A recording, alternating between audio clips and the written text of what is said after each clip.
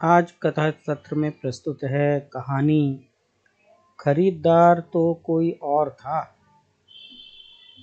एक बार नगर में अकबर बादशाह की सवारी निकल रही थी। आगे आगे घोड़ों पर सवार अंगरक्षक चल रहे थे। उनके पीछे बादशाह का हाथी चल रहा था। उनके पीछे सैनिक तथा अन्य दरबारी लोग चल रहे थे। हाथी के दोनों ओर भी बादशाह के अंगरक्षक चल रहे थे। सैनिकों के हाथों में तलवारें और भाले थे। महिलाएं झरोकों और दरवाजों की ओर से बादशाह को देख रही थी। अकबर बादशाह की सवारी के सामने की ओर से एक व्यक्ति आ रहा था। वह एक किनारे से चला आ रहा था। वह अकबर बादशाह की सवारी को देखता आ रहा था।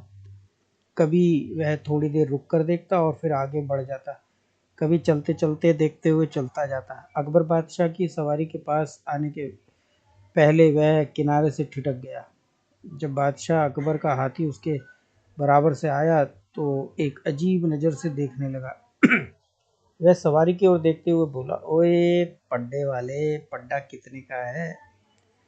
उसकी आवाज़ इतनी जोर की थी कि अंगरक्षकों के साथ साथ अकबर बादशाह को भी सुनाई पड़ी। आवाज़ सुनते सैनिक उसके पास पहुंच गए और जैसे ही मारने को तैयार हुए तो अकबर बादशाह ने अपने सैनिकों से कहा, इसे मारो मत, जाने दो। उसे सैनिकों ने धकिया आकर पीछे कर दिया और वह व्यक्ति चलता रहा। अकबर बादशाह ने अपने सेनानायक से कहा कि इसके पीछे एक सिपाही भेजो। वह इसके घर वालों से कहकर आए कि यह सुबह दरबार में हाजिर हो। उसके पीछे सैनिक पहुंचते ही उसके घर में सन्नाटा सा छा गया। सैनिक ने उसके घर के लोगों से कहा कि इससे कहना कल सुबह दरबार में हाजिर हुए। यह बादशाह अकबर का हुक्म है। इतना कहकर सैनिक चला गया। उस शाम को किसी ने ढंग से खाना नहीं खाया। घर के लोग रात भर तरह तरह की आशंकाएं करते रहे, जागते रहे। जब वह सुबह जागा तो घर का माहौल बदला पाया। बच्चे गुमसुम बैठे थे। उसकी पत्नी की आंखें सूजी हुई थी। उसका बाप सिर पर हाथ रखे धरती देख रहा था। उसने पत्नी से पूछा, घर में क्या हो गया है? सन्नाटा छाया हुआ है, कोई कुछ नहीं बोला। थोड़ी देर रुककर वह फिर बोला, बोलते क्यों नहीं, क्या हो गया है? अब की बार पत्नी गुस्से में बोली, हुआ तो नहीं, अब होने वाला है। रात को क्या हुआ था? सैनिक आया था, तुम्हें सुबह दरबार में हाजिर होने के लिए कह गया है। तुम भी मरोगे और घर वालों को भी मारोगे। अब से रात के कुछ कुछ दृश्य सामने आए। बादशाह की सवारी, सैनिकों की धक्का मुक्की का दृश्य भी याद आया।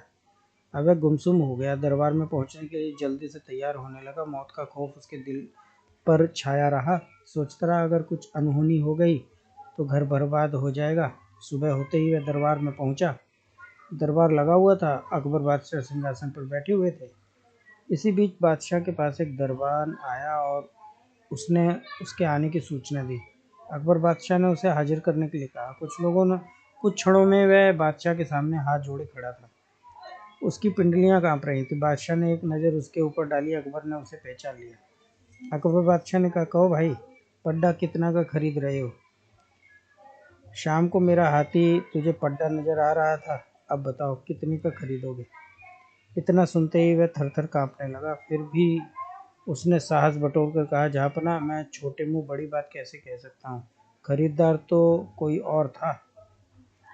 दरबार में सन्नाटा छा गया, लेकिन अकबर बादशाह के चेहरे पर मुस्कान थी। उससे बोले, ठीक कहते हो, खरीदार तो कोई और था।